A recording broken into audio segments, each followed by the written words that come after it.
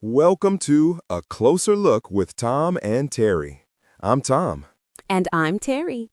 Each week, we examine moments in history and culture that continue to resonate and shape the way we see the world today.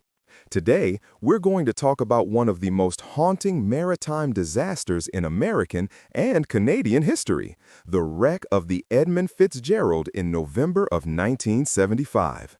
It's a tragedy that captured the imagination of people around the world, inspired an unforgettable folk ballad, and left behind questions that remain unanswered to this day.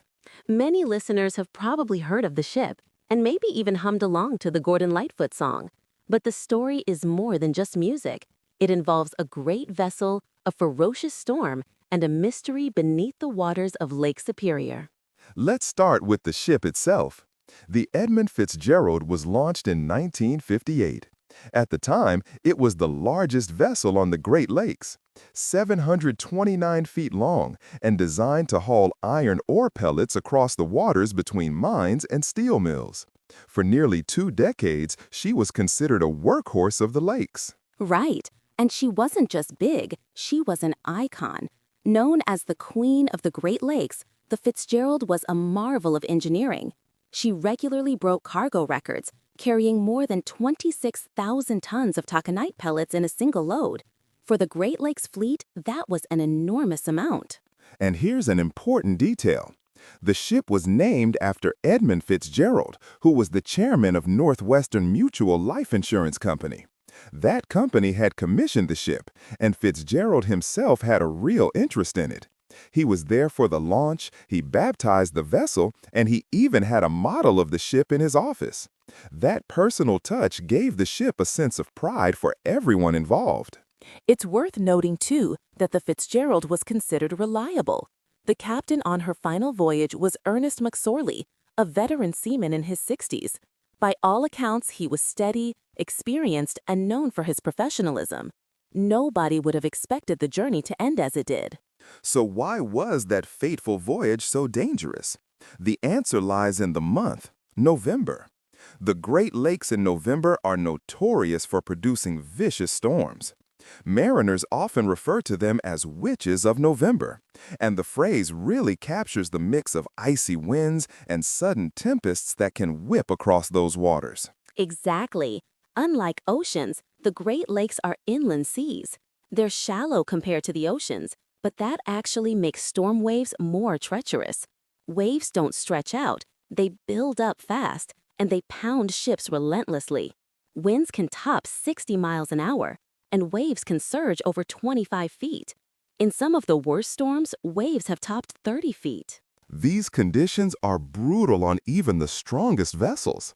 If you look back at history, dozens of lake freighters have met their end in November storms. In fact, shipping companies used to breathe a sigh of relief if they could keep their vessels docked before winter closed the shipping season.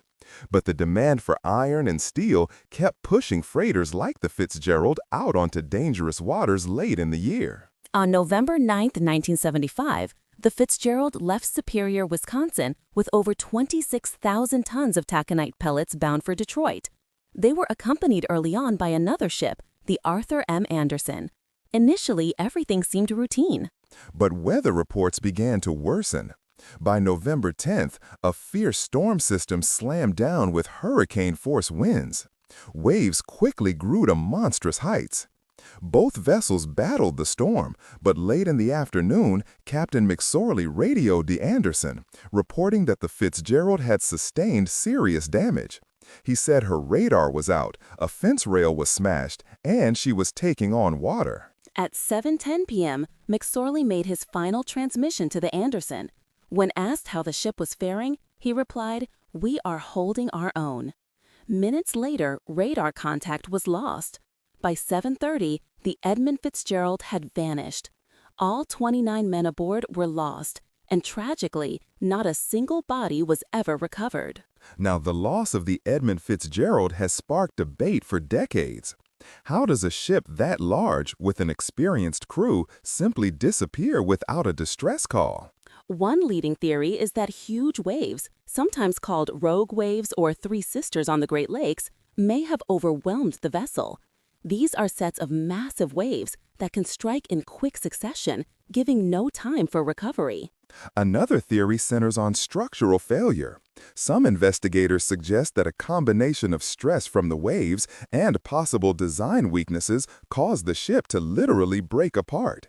Reports from sonar surveys decades later showed the wreckage lying in two large sections on the lake floor, which supports this idea. There's also discussion about how much water she may have been taking on before that final storm surge.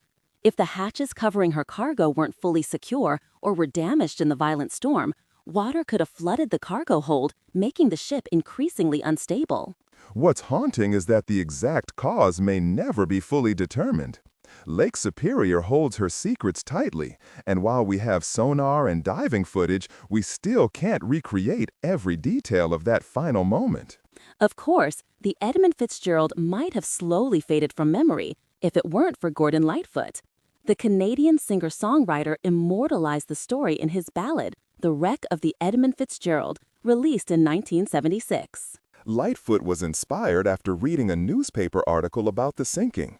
In just a short time, he crafted what became one of his most famous works, blending haunting lyrics with a steady rhythm that seemed to echo the waves themselves.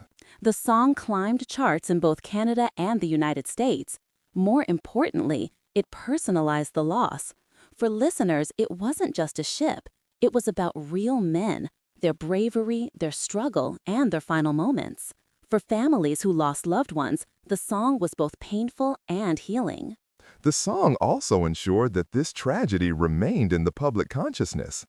Even today, if you mention the Edmund Fitzgerald, many people immediately think of Lightfoot's ballad.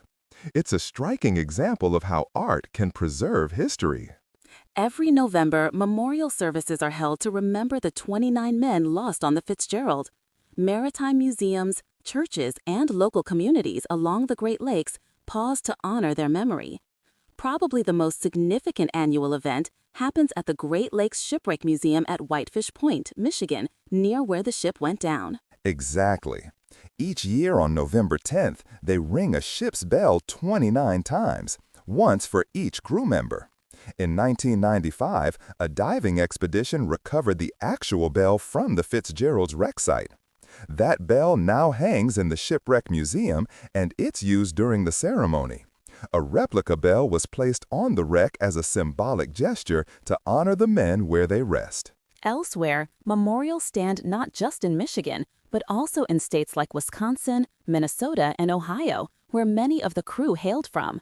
Plaques, monuments, and commemorations serve as reminders that these were real people with families, hometowns, and legacies. And for mariners and shipping companies, the event became a sobering lesson. Safety regulations were revisited and strengthened in the years that followed. Things like requirement of more frequent inspections, the use of weather routing technology, and improvements to communication equipment were implemented in order to reduce the chances of another tragedy like this happening again. Some might wonder, why does this wreck remain so firmly etched in our memory compared to so many other sinkings on the Great Lakes? Part of it is the mystery. We don't know exactly what happened. But it's also the scale of the ship, the timing, and the way the story was told through music. The Fitzgerald wasn't just another freighter. She was a titan of the lakes. And to lose a ship that size to a storm without warning struck people as almost unthinkable. There's also something very human about the story. Maritime disasters remind us of human vulnerability in the face of nature. We live in modern times, with technology and engineering marvels, yet nature still humbles us. Exactly. And the wreck of the Edmund Fitzgerald is a stark reminder that the Great Lakes, even though they're surrounded by cities and civilization, can be as formidable and unforgiving as any ocean. So today, we've taken a closer look at the Edmund Fitzgerald, the ship itself, the storm that November, the theories about its sinking, the haunting Gordon Lightfoot ballad, and the ways we honor the 29 men who never returned. If you ever find yourself along the shores of Lake Superior in November, you can't help but think of those men and their ship. The wind howls, the waves crash, and their memory lives on in the sound of the water. Thank you for joining us on A Closer Look with Tom and Terry. Until next time, take care, and remember that sometimes history's strongest lessons come not from victories, but from its tragedies.